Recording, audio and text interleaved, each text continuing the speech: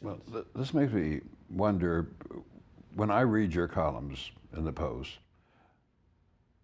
I'm gathering a philosophy from what I read, even though it's not evident. You don't have, this is my philosophy written there.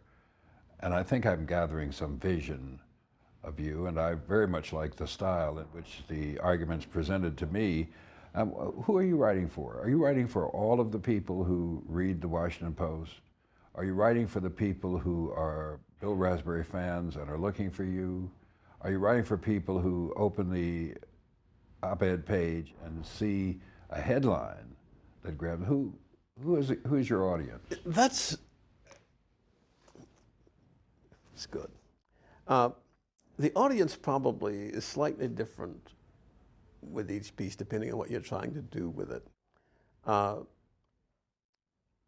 I even find it useful from time to time to have a picture in my head, maybe of an actual person that I'm writing this thing to. And I find that useful because I want to know this person who hasn't reached the conclusion I'm about to reach, what will be his... You're not preaching to the converted. Right. But don't you think there's some people who share exactly your ideas, who want some reinforcement? And there are columns I've written that I think are calculated to reinforce, to say that what you're taking a lot of heat on this thing, but what you did is a good thing. But again, I guess I would have in mind those people who think it wasn't a good thing, because I'm trying. But I interrupt you. You're talking about the ideal audience, the person you visualize. Who is that person? Oh, it's a different person probably every time each column. out of the pack. It may be the person that I really had a hammer and tong argument with on the subject. An actual person. An actual person, maybe an actual person. It may be somebody I read, have never met, but who makes a strong case for a view that is not my view.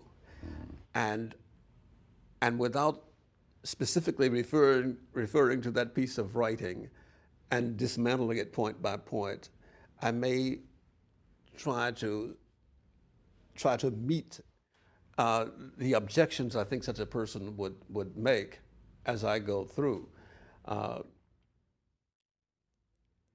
Granting always the possibility that there's more than one way of looking at everything. I think it's one of the quote unquote tricks I've learned about persuasive argument. If you deny any smidgen of intelligence to the person you're trying to convert, you won't convert anybody. Those crossfire, point counterpoint, battling talking heads things you see on television really don't persuade anybody. They are almost entirely two preachers preaching to their own choirs. They're not calculated to convert. I'd like to think that any one of those people I could talk to. I agree with the following things that you said. In fact, I find I'd never had anybody say it quite so well before. Would you agree that this is also true? And you can start to exchange some ideas and not just exchange brickbats, and that's a lot more fun for me.